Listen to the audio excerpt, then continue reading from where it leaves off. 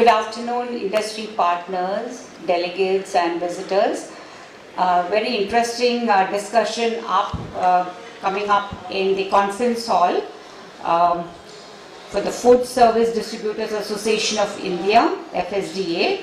It is a trade association of distributors and wholesalers supporting the HORECA sector. So we are about to start in just 2-3 minutes from now. Please don't miss this interesting discussion, and you can head to the conference hall as soon as you can. Thank you. Good afternoon, industry partners, visitors and delegates at the World of Hospitality Expo Mumbai 2024. We are about to start the panel discussion with the FSDA. Food Service Distributors Association of India, or FSDA, is a trade association of distributors and wholesalers supporting the HORECA sector.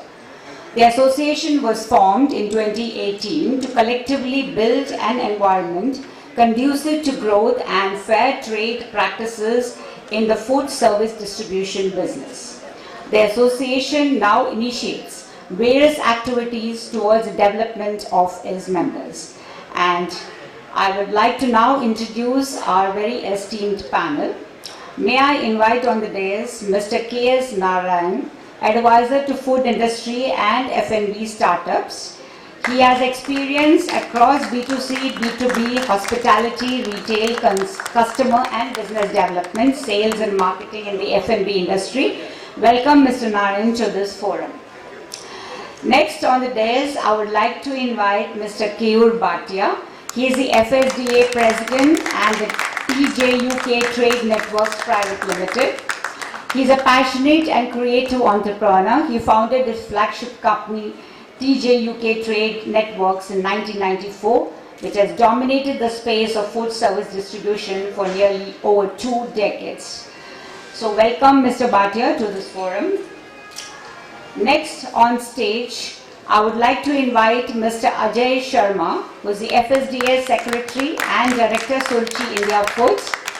He joined the family business of garment manufacturing, and after working for 6 years there, he decided to launch in 2001 his own company, Suruchi India Foods. Welcome Mr. Sharma. Next on stage, I would like to invite Mr. Manish Somani, who is the Director of the TGB Group. TGB, or the Grand Bhagwati, has been a pioneer in food and catering industry with an experience of 30+ years. I was just telling them that I know your father, Mr. Narendra Somani, and he's been associated with World of Hospitality for many years now. Welcome Mr. Manish. I would like to next invite Mr. Neerav Master, who is the Director of Aditya Agencies, on stage. And Aditya Agencies are into canned and bottled products. So we get a supplier consumer perspective. Welcome. Next on stage is Mr. Ravi Punjabi, FSDA Treasurer and Director of Percept Foods. They are distributors for Alana, Gadar Marine, Meetiza, BMS Enterprises, to name a few companies. And last but not least, I would like to invite our young Mr. Yagnesh Shah, FSDA committee member and partner, Harihar Oil, and he is a 3rd generation entrepreneur and with a double postgraduate and management degree in family business. So welcome panelists, and let's have a very good, interesting conversation, I hope, which should be of great interest to industry as well as the HORECA sector.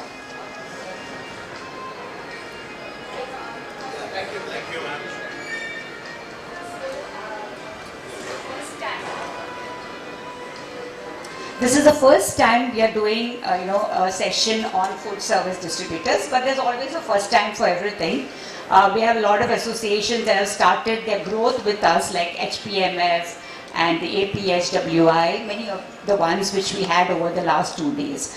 So it's good to have you all here, and getting straight into deep diving into the conversation.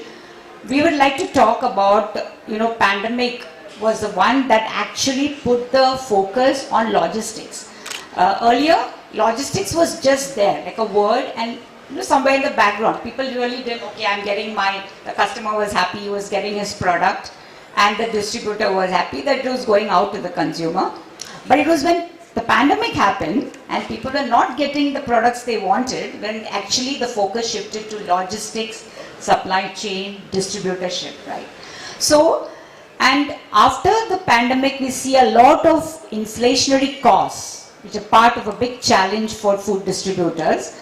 So we would like to focus, we would like to know your insights on this aspect of how we can mitigate inflationary costs, which is a challenge to the sector, and how you all are better able to service the HORECA sector.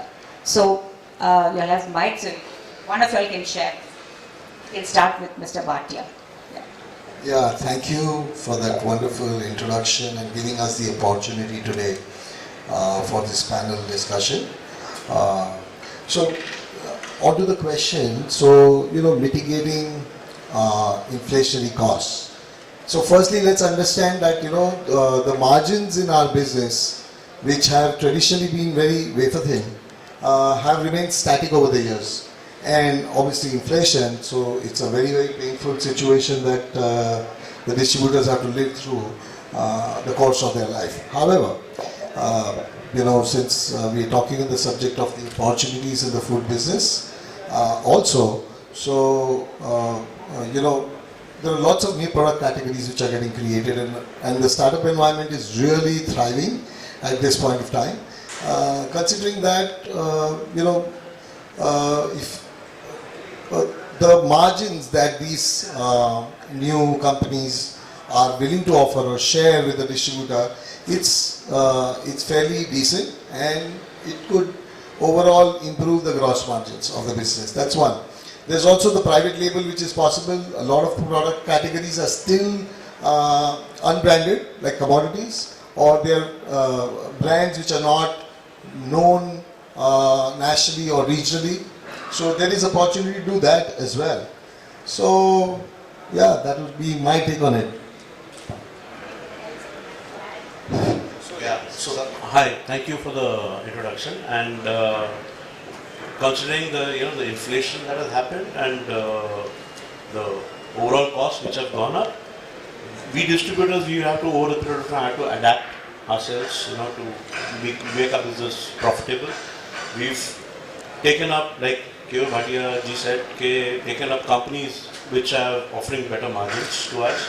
A lot of companies understand that distributor plays a vital role, and we are actually a part of their team. Actually, we are not just someone to just use and throw away. We working towards making this entire industry as FSDA make it more beneficial for all the members who want to join the association. We offer them better services in terms of giving them knowledge, and training sessions, and everything is organized by the association. So the costs are definitely there. But how to combat the cost and make a business profitable also is what the association helps in doing it for the members. Yeah, thanks for the introduction. Clearly, I think the food service market is a very large market, and overall, when you look at it in terms of numbers, etc., though formal estimates are not available, roughly it's to the tune of about almost 600,000 crores. So that is the sort of India's, I would say, I think number 2 or number 3 in terms of industry size. So, and it's possibly one of the largest employers of people as well. That is, so in terms of size and scale, it's as big, almost as big as the food retail industry is, number 1. The other important point to note is that this whole food service sector, it's not only food, it is food and service together. And each one of us sitting here in the room or otherwise elsewhere, we all go out and eat food, whether it's in a restaurant, catering, or we go to a marriage, we go to anywhere, functions, all of that, events, etc. So as a result, whenever we go for all these things, there are specialized occasions, it's a social occasion, we need people to interact, and it's typically done over food. And that's where I would say food service distribution plays a very important role. I mean, just think of a situation, we all want to go to a McDonald's to eat French fries, and French fry is not available. I think that's where the whole food service distribution angle comes in. They play a key role in ensuring the last mile availability, and that is very, very critical. And as we have seen post-pandemic, the other thing in terms of your deliveries, etc., has really cropped up, and hence the industry now is really not only back to its old days, but I think grown far beyond the pre-pandemic days as well. So keeping that in mind, I think food service distribution plays a very key critical role in ensuring the last mile availability of the product, and no chef can thrive, prosper without a proper ingredient with them, and they need to ensure 100% of the menu is available all the time, and that's what's coming in. So over the last few years, as taking your question in terms of inflation, and mitigating costs, etc., it's extremely important because all the food service distributors play a key role in ensuring availability at the right time, at the right place, at the right quantity. To do that, there is a certain cost structure. Your inflation has happened, whether it's your diesel cost, electricity cost, manpower cost, availability, all that continues to be a challenge. So, as Mr. Bhatia said, a lot of newer options have come. Many more new processed products have come in. Many more new solutions have come in. So, it's critical that can't only rely on the traditional old products, but I think encourage a lot of these newer products, newer concepts, and then try and take them to the market. And as also Ajay said, in terms of training the chefs, training the industry, all that becomes then critical to take that forward. So that is one way in terms of how you ensure that the industry keeps growing and also the margins keep coming in. Many more new product categories are coming in. It could be ambient product, could be chilled, it could be frozen, ready to eat, ready to cook. A lot of formats are coming. I think it's also active encouragement there with the newer companies, newer brands, or established companies, encouraging them into getting into newer categories. All that then becomes the responsibility of the food service industry to ensure these things happen. So I think certainly markets are growing rapidly, but the challenges are equally many or much more.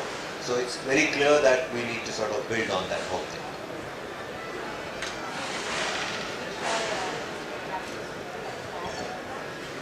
So the role played by a distributor also is to cater to every size of the outlet. It could be a McDonald's, it could be a small QSR. So a distributor takes a call, he's delivering even 5 kilos, even 100 kilos. To some person he has to give against cash, to some person he has to give credit. So all these decisions are not possible to be taken by the company at their level. This can only and only happen at the distributor level. And you will be surprised, so if there's one McDonald's, there must be 500 other small QSRs. So the reach cannot be done without a distributor. Any manufacturer who wants his product to reach the market and to the end customer, he will invariably have to take the support of the distributor network. That's what will make him successful and competitive compared to other manufacturers. Yeah. Yeah, thank you for the lovely introduction. Thank you, KU sir, for inviting me here. I think I'll just go to the main point of the inflation that has increased the cost for the distributors.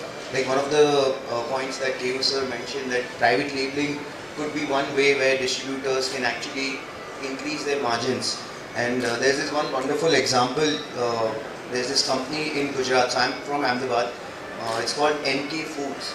They are originally into the distribution of food items, pulses, spices, everything to all different levels of restaurants, cafes, hotels, caterers. And recently what they've done is they've launched their own brand called Foodie. And I've been seeing them going out exhibiting their stall. So taking advantage of the existing network they had, the customer database they had, and now doing a backward integration for sourcing that same material under their brand name, so wherein they can get that extra margin. So I think that is one very good way the existing distributors in the industry can take advantage of if they have this skill. Thank you, Manish. KS, I remember in one of our discussions, you were mentioning about a different model of distribution. I don't remember, I don't recall the name which you had said, and which also is what we are seeing happening now. In Hyderabad, there's this company which does small stores like cash and carry. They were originally a distribution business, but today they've got like a whole bunch of these stores, and people come and pick up from their stores. That's the beauty of that business, right? We could possibly do it. It's very doable and great for margins, right? And the cost is lower. You're not delivering the product. You're just storing it, selling it. Yeah. Yeah, so I think if you look at even international examples as to how this whole food service industry has developed, whether you look at far more advanced markets like United States or Europe or Southeast Asia as well, there are a lot of these large distribution houses which have really sprung up. And over there again, clearly, yes, you have today a model where you have a certain warehouse, orders are picked up, delivered to the customer on a whatever routine basis. It could be daily, weekly, whatever it is, this schedule that is there.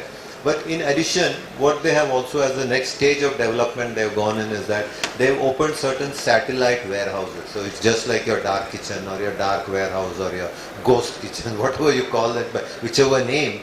So what happens over there is that you keep a certain set of key SKUs over there, and in the neighborhood, in the vicinity of that warehouse, there are a number of restaurant customers of theirs there. So they could just come in over there, pick up the stuff, and then keep using it. So this way what happens is that you are leveraging your own strengths of what you have in terms of database, customers, set, etc. Number one. On top of that, you already are carrying those SKUs, so you are at least splitting that lot into. So instead of possibly all having it in one warehouse in Bombay, maybe you do it over 3 or 4 warehouses across, and you are able to then service a much larger audience. And as you rightly said, yes, you incur some additional costs in terms of warehouse rent and whatever manpower cost over there, but you save the whole hassle of also in terms of going and delivering out there to the customer. So it's the mix and match model, and overall internationally that's how many categories have sort of grown and built their business. So what then happens is that you try to start dominating that whole market in terms of the product and the services that you offer, and that becomes very critical. Thank you.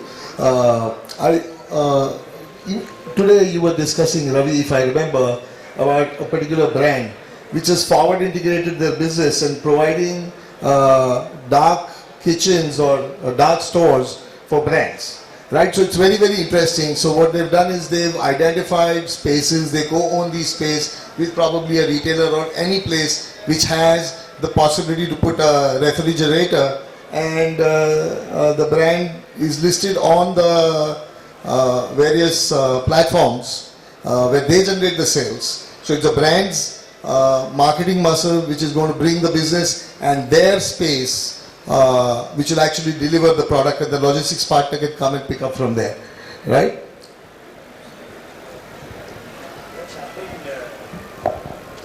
Hello. What's happening with the online people is they deliver for you, they make sales for you, but the customer is not yours. They don't share that data with you. So at the end of the day, nothing stops them from making that same product and giving it to your customer.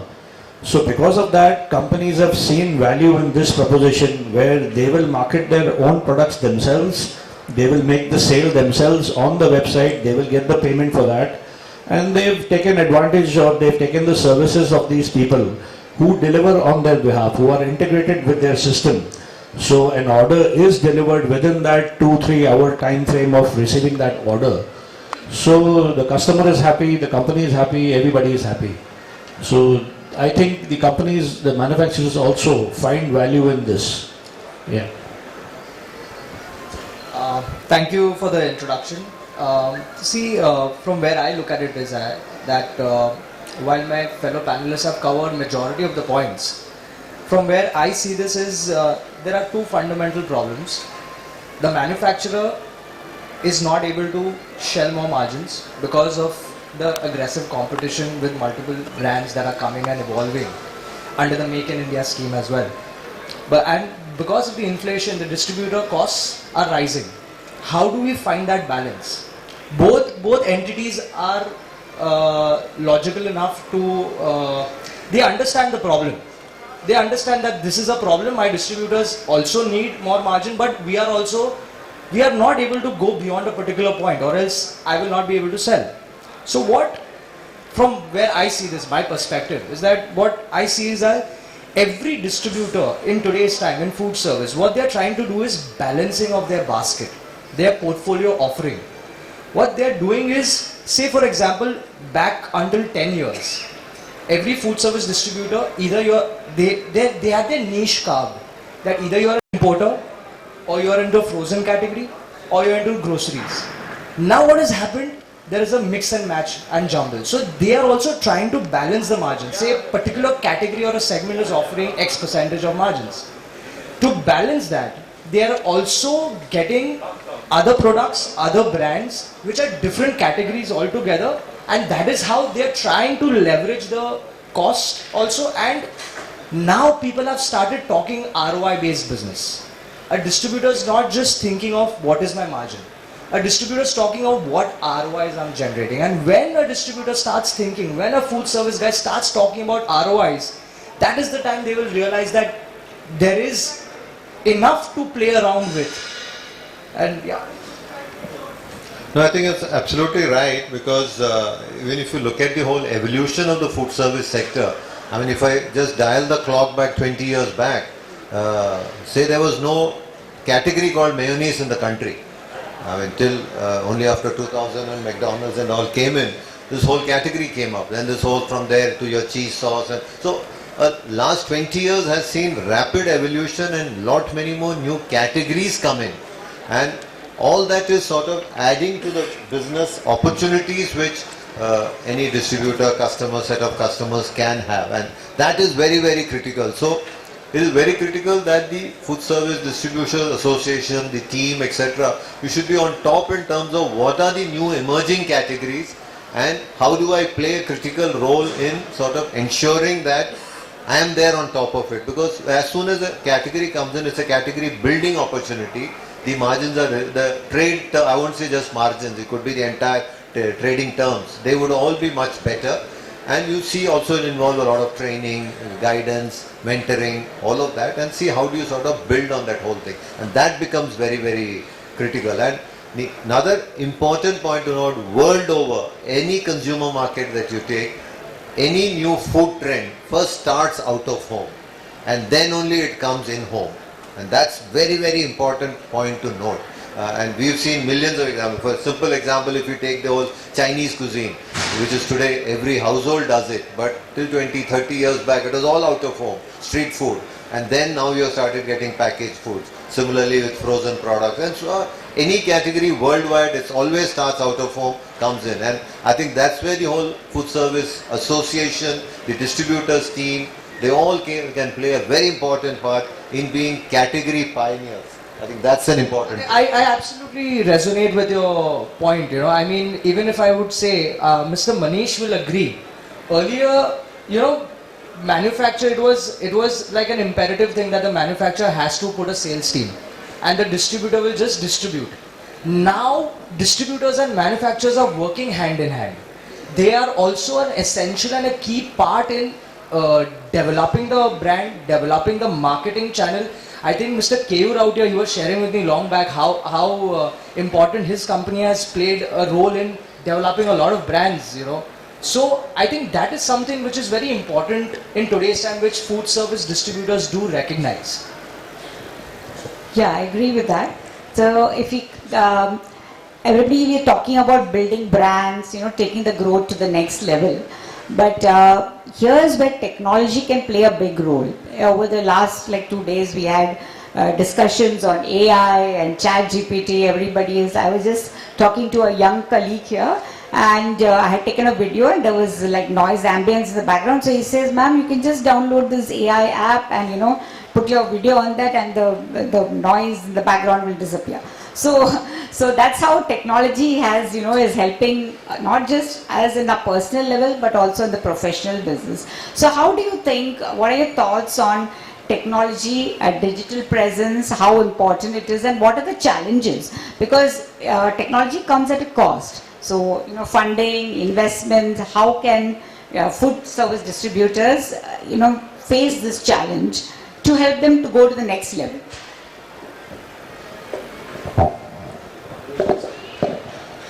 Yeah, so technology is so integrated and entwined with our lives now. It is undeniable that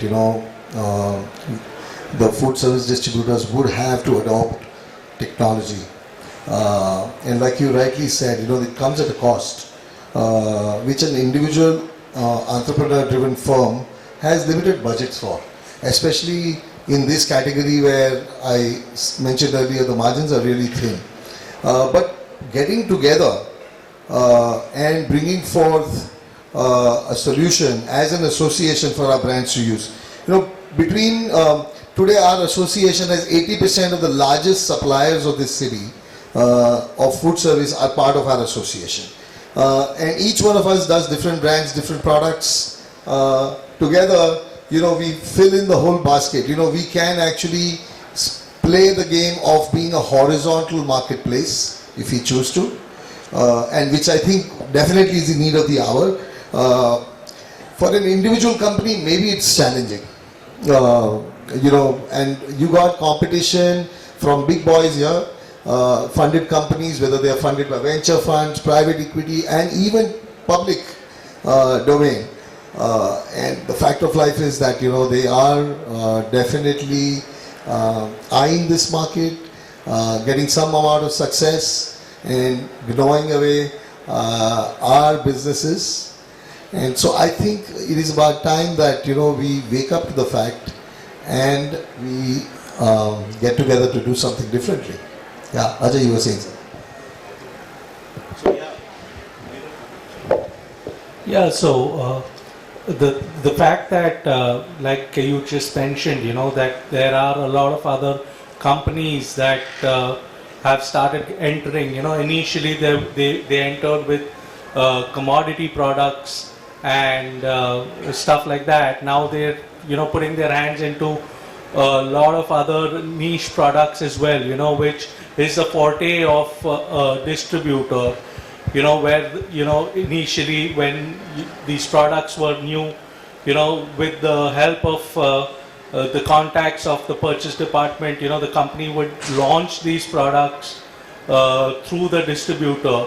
However, now what is happening is, these platforms are all trying to garner, our business, grab our business, undercut our margins and stuff like that, So like Keyur Bhai just said, that it's the need of the hour for a majority of the big players to get together, try and put their heads together and build up some muscle, to combat these threats right now. Yeah. Can I add to that? I would like to add to what Keyur sir said, that as an association, I still feel there's a lot of potential. Obviously, there are these big players like Hyperpure, which is directly integrated with your restaurant and your hotel. You want to buy something, you just order it from them. In fact, even the point of sale providers like Pet Puja, who's actually one of the biggest point of sale provider, they themselves have now started providing solutions wherein the restaurant owner can just go and procure things from their dashboard. So I think it's high time, but I still feel there's a major gap because all these online players right now who are there, who are publicly funded as well, even though they have the funding, they're not actually using that funding to increase their business by giving credit. I think they're using more of that funding to cut prices, which is actually a wrong practice. And we are all aware that in this industry, credit plays a major role. All our buyers want credit. So I think if we can, as an association, develop a platform where distributors get to, connect with the buyers directly through a digital platform, wherein they also get options for, the credit facilities, which is a major gap I feel, where these online players are giving you that service, but they're not giving you the credit. They don't have that expertise. If you have any issue with the raw material, let's say for instance, like we face this, we have ordered material through Hyperpure and all these people because they give you better prices. But at the end of the day, when you get the material, you're like, oh shit, this is expiring in 2 months. Those things, and then you have to contact them, raise a ticket, there's no official person you can reach out to. But let's say with our industry, having those small entrepreneurs, small distributors like spread out in the country, I feel this entire thing can be overcome by having a common platform where buyers can connect with distributors, see their catalogs, order, get in touch, see what their credibility is like, and at the same time it will also help the distributors to evaluate the buyer in terms of their credibility, whether he's a good payer, whether he's not a good payer, things like that, how much credit can be extended. So I feel there's a huge gap where we can use technology and the advantage of the smaller distributors having the capacity to give credit to all these different buyers. If you're able to bring that together, it can be a disruptive thing for the industry.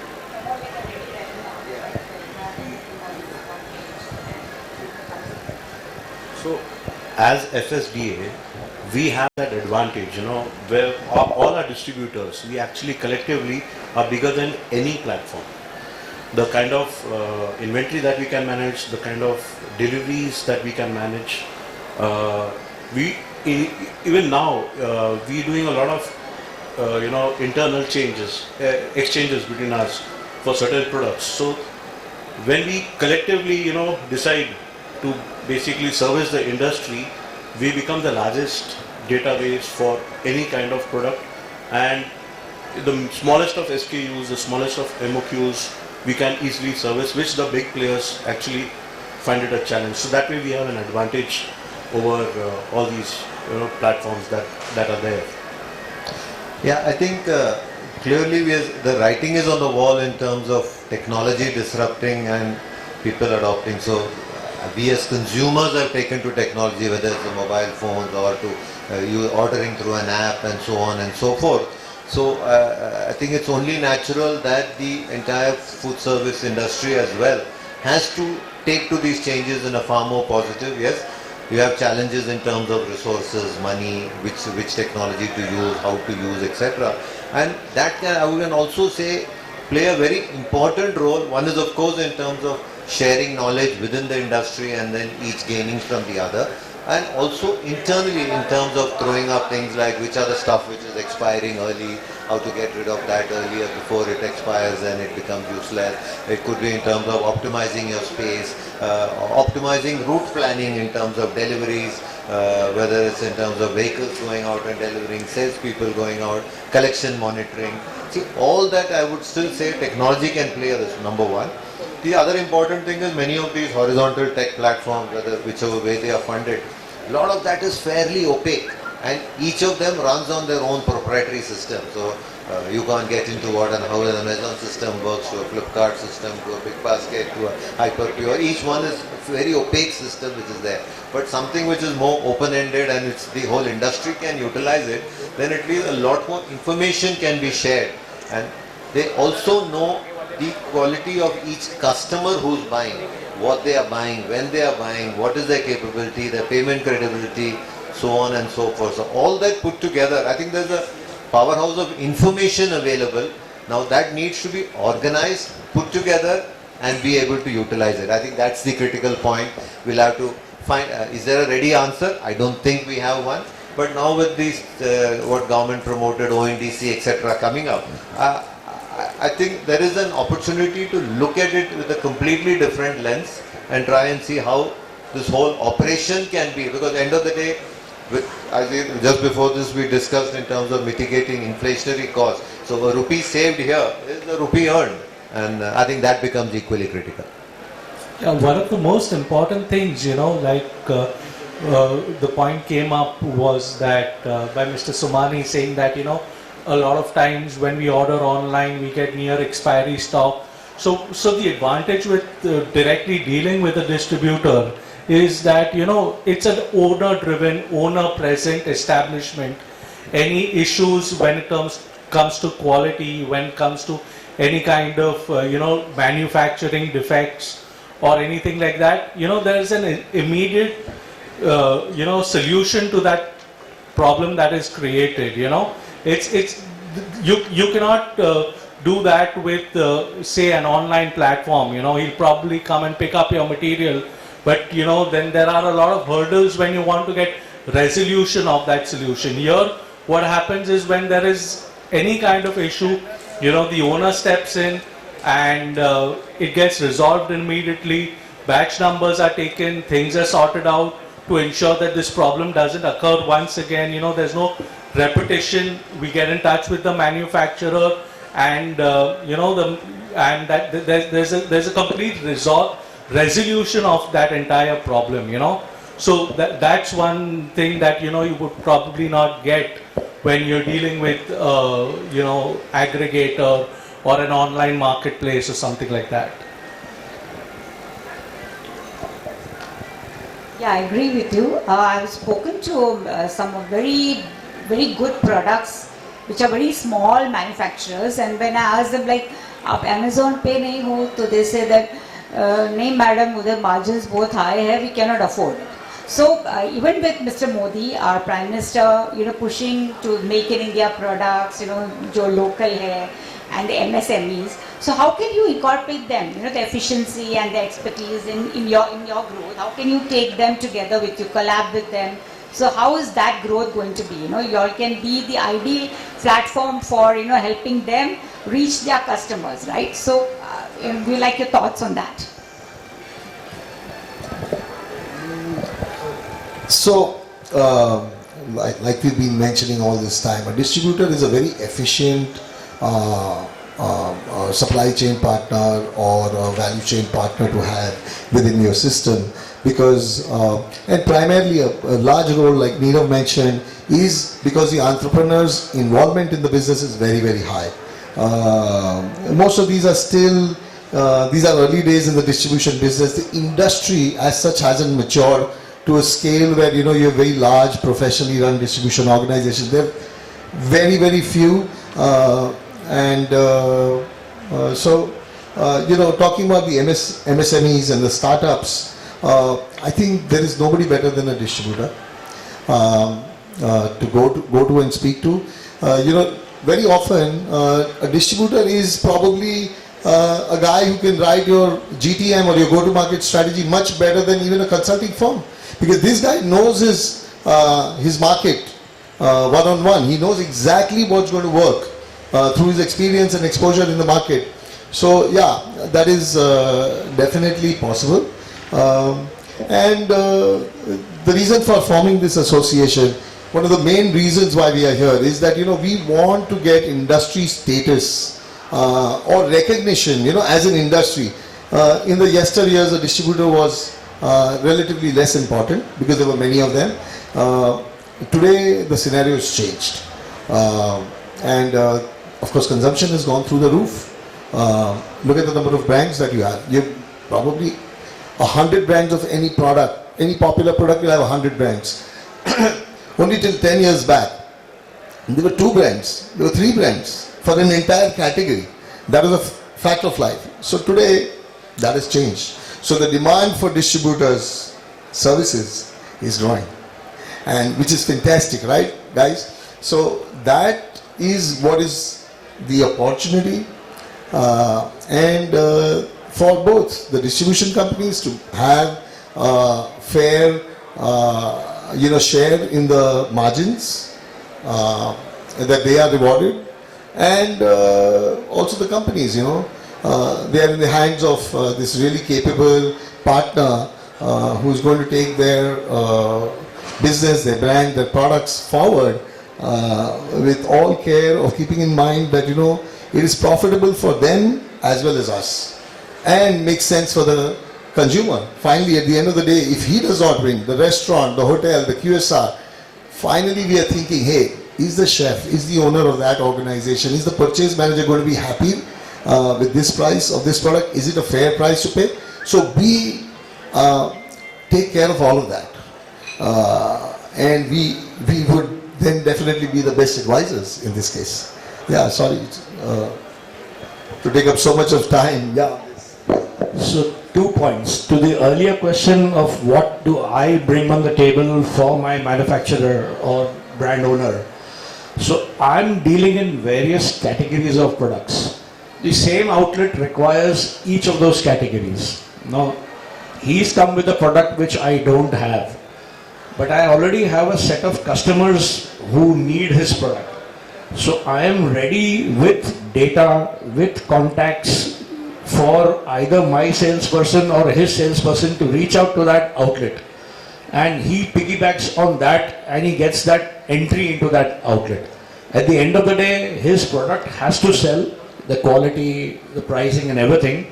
But I am able to give him that opportunity of reaching out to the customer, the window. If he goes on his own, he'll probably be shooed away, kal aana, parsu aana. But if he goes to them, okay, I'm coming through Percept Foods, he'll make him sit down and hear him out, and then he gets an opportunity to make that business. So that is one part. And the second part, what KOG touched upon is like how the government is supporting MSMEs as far as manufacturers are concerned. We expect and want that the same sort of support should be given to us also. We play our part in it, and like how we said, we give credit. So credit recovery is a major issue for us. So the manufacturers get a 45 days thing, and we don't get that. So we as an association are in process of representing to the government that we should also be given that leverage. Yeah. Thank you. Your question was that today a lot of brands are finding it difficult to sell on Amazon and other various platforms, and that is correct, because approximately 40% margins are taken away by the e-commerce platforms for even if it's distribution, taking care of the sales and everything. Today, when I speak to a lot of brand owners who are in their nascent stage of their development and brand, when they go for their funding, be it angel or be it VC or be it private equity, the first thing, and I would like Mr. Narayan to join in this, the first thing they ask is, what is your B2B, business to business, your offline sale in comparison to online? Even they know that online is not something which they can really depend on and fund. The investors also want their offline channel to be as strong as their online channel. So that is where food service distributors play the most important role. Today brands need offline distribution route, because it's not just limited to your hotels, restaurants, it is also related to your general trade, your modern trade, everything. So I feel that the future and what holds for us and what holds for the brand together, it's very important that we have to be together in that. Yeah, I totally, yeah.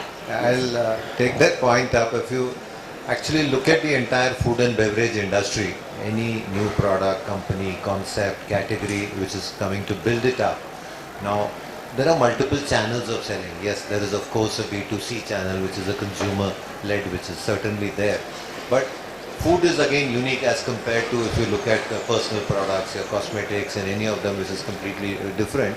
The institutional channel is as big or bigger than the retail channel as well. So many companies will have to sort of wear a lens of understanding the consumer, what the B2C consumer wants, what the B2B consumer wants, understand the requirement, create and craft products which are required for each of these segments.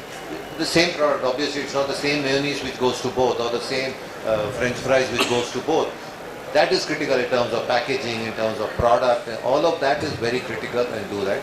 And taking up to the point of in terms of percentage of sale as well, online, yes, gives you a certain discoverability. You are there far away somewhere, you don't have access, those certain things are there. So even if you look at, even in the most advanced of categories in food and beverage, not more than 10-15% of sales actually come from online. It has to be offline driven sales. So which is why it becomes critical for any manufacturer as well to look at the entire basket of channels available, whether it's retail, it is a food service, or whether it's even, for instance, QSR, exports, etc. And that is becomes very critical, and that's where I would say, in fact, even as we speak today, many of the big categories today, the food service segment is bigger than the retail segment for this one, and that continues to be there because, as I said, first concepts come out of home and then only come in home. So all the new emerging categories, that is the critical thing. And that is where I guess the food service community plays a huge role in terms of taking products to ensure the last mile delivery. And the last mile delivery becomes equally important, and you are as strong as the weakest link. So if the food service distribution doesn't happen, your product doesn't even go to the hotel, restaurant, and no consumer has ever tasted it. So that becomes extremely important. Yeah, I do understand that. I don't know if you all know, many years ago, just before the COVID, Amul butter was not available in the market from Ahmedabad. And I'm a big fan of Amul butter. And it suddenly disappeared off the shelves. And you go anywhere, it was not available. They said the distributors had said that they're not going to distribute that butter. So we had to then maybe switch to Vijaya, whatever, other brands, and we were not happy. So that shows, the importance of these channels. So, yeah. I want to add to this. I can in fact blend in 2 points of our earlier discussion into this. One is that there are so many freelancers and agencies who will tell a brand that, I will help you list your products online. I will help you set up your entire logistics and everything. But do we have any body representing for food service distributors?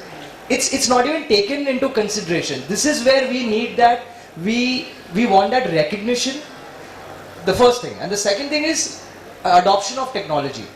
It's very important that we adopt the technology so that we are openly available to all these brands. Brands have to go hunting for offline distributors. If we are there out there, then they will also come walk in to us and offer us those products. Why is it that only there are so many people who, okay, you want to list your product in Amazon, Flipkart, whatever, there are agents, there are people who do that. We don't have that. This is where food service needs to adopt that technology. Yes, For absolutely. discovery, you mean? Yeah, I agree. Even the restaurants. The restaurant is looking for a good, reliable supply partner. The manufacturer is looking for a good distributor. And technology is the best way of actually spreading the word. Yeah. Sorry, KS. I think you need to make it known that the food service segment is actually bigger than many of these retail segments, and it is true. If you take many of the leading companies which have come up in the last 5, 10, 15 years, the food service sales are actually twice that of the retail side. But retail is what you see because of advertisements, because of availability in the shop, because of online platforms and so on.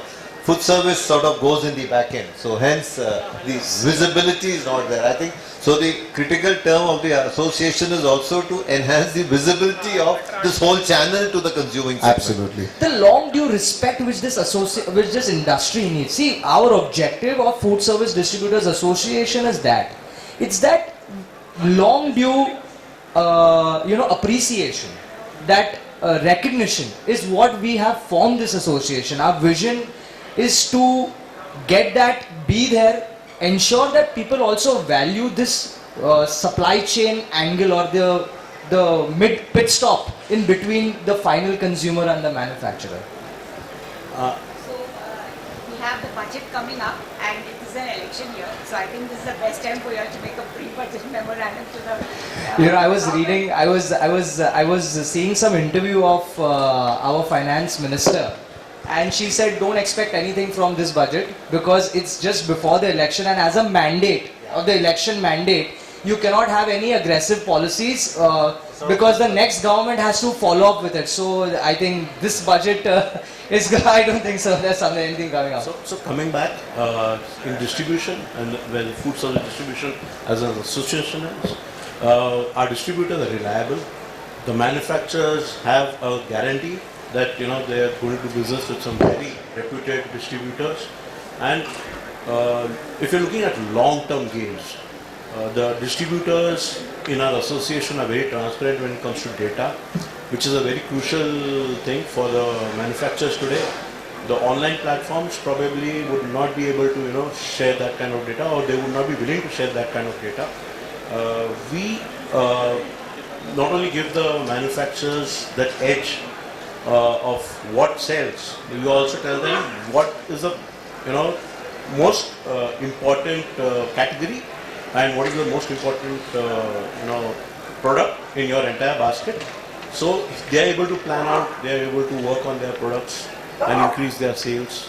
So we are not just not into distribution. We are also, giving them that extra edge when it comes to, giving them long-term benefits of services. Yeah.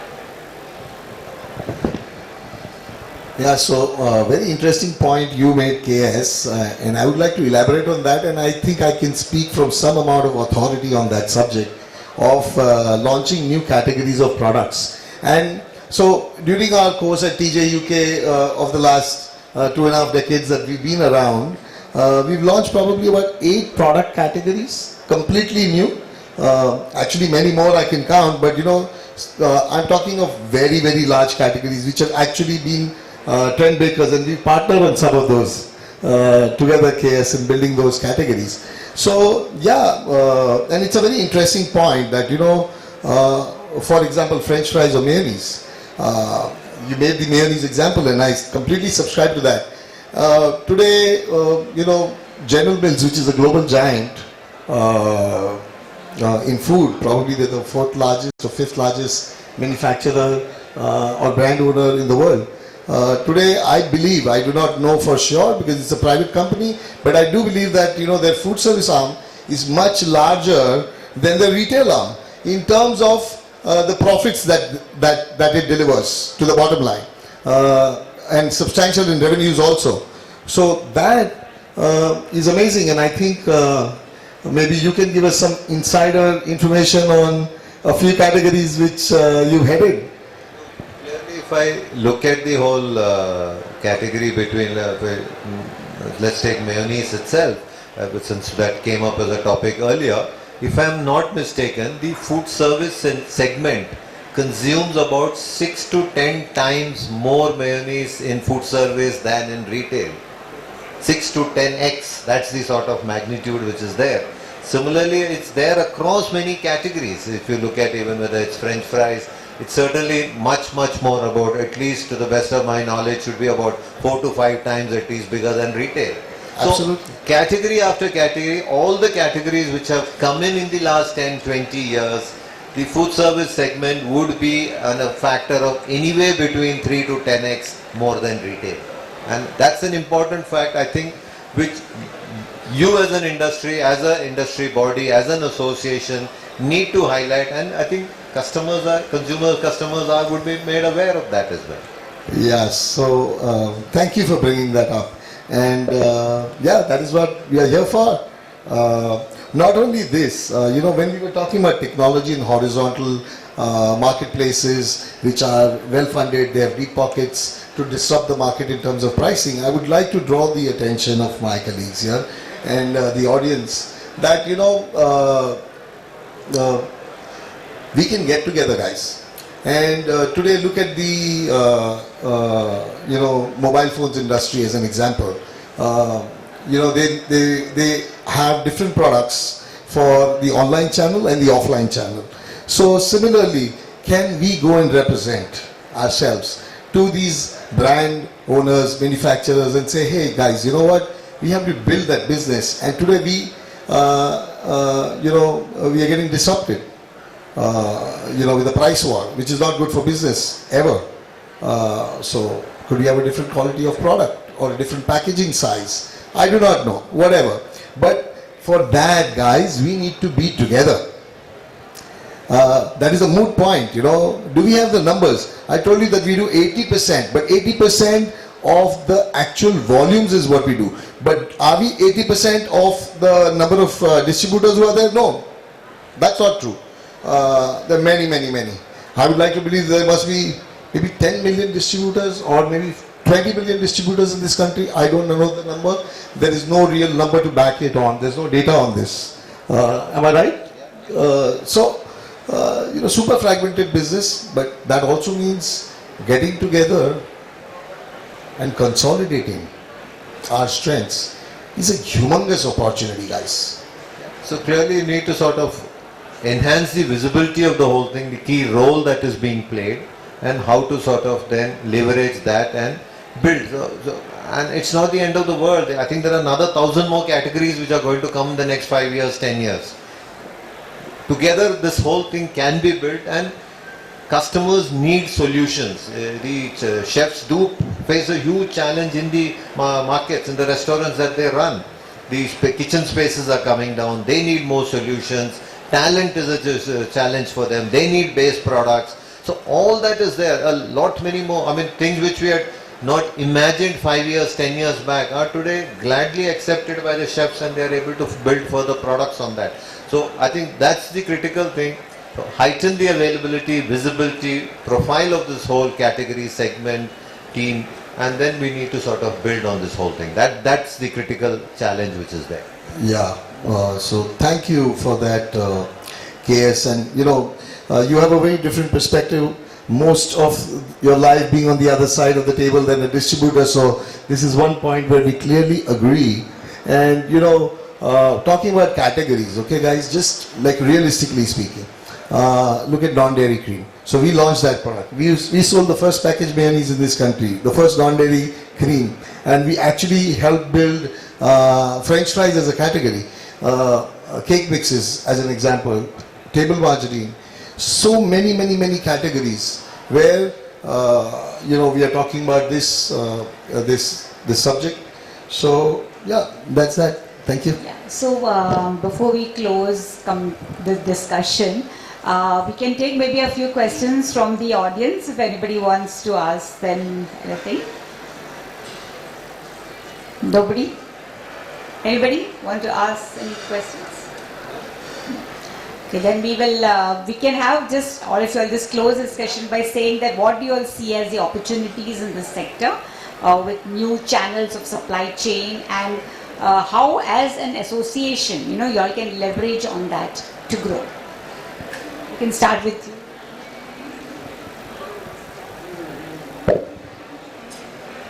So the new channels that are coming in is basically you know, bakery have really become a big thing now. Initially, bakeries used to be, you know, a very small segment. But today, large bakeries have come up, and that gives us, as distributors, gives us a lot of products to work on, a lot of products to, you know. So millet-based, you know, gluten-free products is something which is, you know, the new thing that has come in. Yeah. Absolutely. Yes. New products. Absolutely. To add to what Ajay said, you know, besides bakery, there are cloud kitchens, which are non-existent. And today, cloud kitchens have, you know, gathered a substantial share of the wallet share of a consumer. You know, how many times do we order online? And India has, till date, I do not know the exact number now, the latest one, but we have amongst the lowest per capita consumption of, you know, out-of-home eating. Just imagine, although this industry is as big as KS just mentioned, you know, 6 lakh crores, right? But this is just the tip of the iceberg. So, and this is going to go really at a much greater rate. Today the CAGR, I believe, is 9% of this industry, but I suspect this is not a true number, because, you know, not more than 30-40% of this industry is actually organized or on board. A lot of these are small players who do not, whose numbers don't get captured very often, and hence, you know, the actual number must be much larger than this. Besides cloud kitchens, I would say, you know, cinemas. Where were the cinemas earlier? Today you've got cinema chains, right? And they become huge. And the consumption is going up over there. And today you have dine-in cinemas. It is not just the samosa and the popcorn. You can order your pasta right on your table, right? I mean, on your chair. You can order whatever, exotic food. Go to a PVR, get the experience. And today, besides these, big thing is that, you know, people want brands for everything. So restaurants, when you're talking about, when I was growing up, you know, there was hardly any chains. You know, you could name five chains. That's it in the entire city of Bombay, you know, which is a major city in India. And today, a smallest popcorn or a vada pav or whatever, the smallest thing, it's getting branded.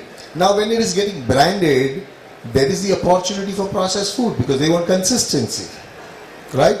Talent is a problem, yeah, space is a problem, yeah. So what is it that is going to solve that problem is processed food. Where is it going to come from? From the distributor, from the manufacturer. So yeah, this channel is expanding.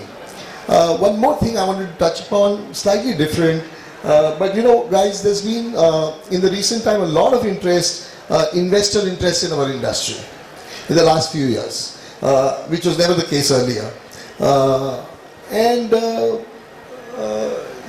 I'm sure you guys have heard about all the, I do not want to quote any numbers here or specific companies, but very, very encouraging valuations and encouraging sizes of investments which have happened. Now today in the distribution business, what creates the difference is this entrepreneur. I mean, how many things do we handle, right? We handle logistics, we handle inventory management, logistics, we handle credit management, we handle sales, we handle even to some degree, like I said, marketing, creating a go-to-market strategy for brands. So, and then creating it profitably, right? And scaling up profitably. Now this is where I think we are really different. Now what brings in this difference? Today, you can't throw money at this problem. You can't have like this gigantic, ginormous distribution company and having gigantic losses. Does not work, right? I mean, the funding winter is here. Everybody's seen now. All investors are chasing profitability. The years are past where they were talking about, top line growth and nothing else was important. So, our community has this knack. We've been around for generations, right? And we've run large businesses. So, this should encourage our distribution fraternity to invest more, right, into our own businesses. Do not think of this business as a cash cow. Don't take money out and invest in the share market because they're doing very well, or in the real estate. Invest here, right? Throwing money at this problem is not going to solve. Bringing in more capital and creating a distribution company does not happen. Won't happen quickly. It is really different. You need that discipline of a team, an experience of a team which is run distribution, and we are the right guys. So yeah, be happy, we have a good space. Come together, we'll share. Yeah, I think I'd like to sum up saying that clearly this is a market which is really growing rapidly, and as Keyur just mentioned in terms of out-of-home consumption, it used to be about, in urban areas, about 2 to 3 times a month. I think it has literally become 2 to 3 times a week, and each one of us sitting here as well, we almost eat out almost every day or at least twice or thrice a week so that's where it is. So even just throwing some very rough numbers, we initially said the whole market is about 600,000 crores, 6 lakh crores that is, and even if it is growing at a 10%, that's every year you are adding 60,000 crores. Of which if you take the food cost element alone, even if you take a 40%, we are talking of adding another 25-30,000 crores every year of opportunity that is coming up. And all that has to get funneled through this channel. So that's an important number, and very few industries can talk of such numbers. That is one. Second is newer and newer, we are still with a lot of out of home, in terms of people, social media, all of that, people expose. Clearly the markets are growing, lot many more opportunities, new product categories can be created, and that's where I guess this whole channel can play a big role in terms of education, enlightening it and enhancing the profile. I think that becomes the critical zone. So clearly it's golden days ahead, but yeah, there is some hard work to do in terms of organizing ourselves better, putting things on the table, transparency, all of that, I guess, technology, all that becomes critical. Yeah. So, since there are no questions from the audience, thank you gentlemen for this wonderful interactive discussion we have had, and the world of hospitality would like to present you all with a token of appreciation.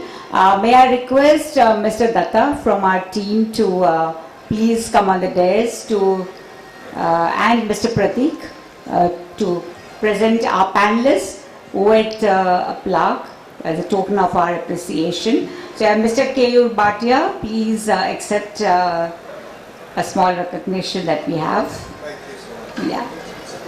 It's a pleasure. Yes. A huge round of applause for our panelists. Very interesting discussion, deep diving into food services distribution, something which we have not talked about very often here at our B2B forum. And Mr. Ajay Sharma, Mr. Datta, you can.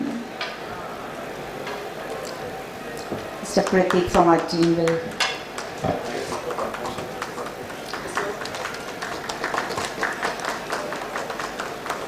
Satish Dange can present to Mr. K.S. Narayan. Thank you for your valuable input, sir. It was a very interesting discussion.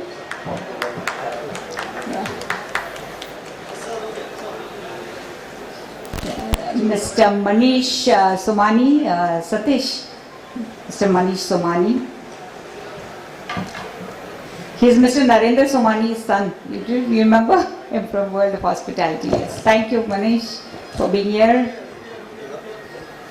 To interrupt, he's created a lot of his own. He's a quiet guy. He's created I know. 2 QSR chains already, Yeah, and a great. manufacturing company, and an FMCG brand of products. Okay. And it is all Manish's So creation. an interview coming up soon. May I request the Datta again, if you can, to Mr. Ravi Punjabi and Mr. Nirav and Mr. Shah. Yes, Yagnesh Shah. Come on, we can have those claps, please. Thank you so much. Thank you. Mr. Yagnesh, Mr. Nirav. Mr. Nirav, yeah. Okay. Mr. Yagnesh. Thank you, Yagnesh. It's good to have a mix of.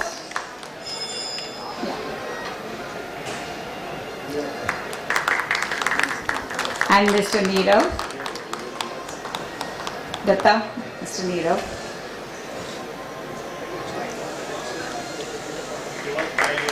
Yeah.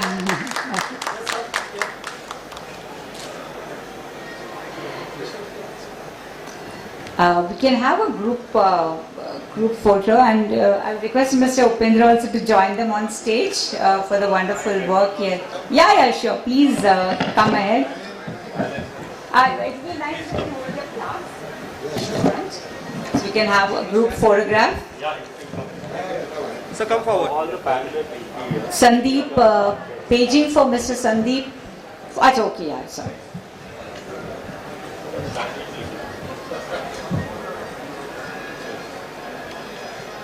In another maybe 1.5 hours from now, we have Chef Ajay Chopra's fireside chat here, right here in this conference hall. And after that, followed by the ICC awards ceremony. It's going to be a really vibrant happening. So please come to the conference room again. Thank you.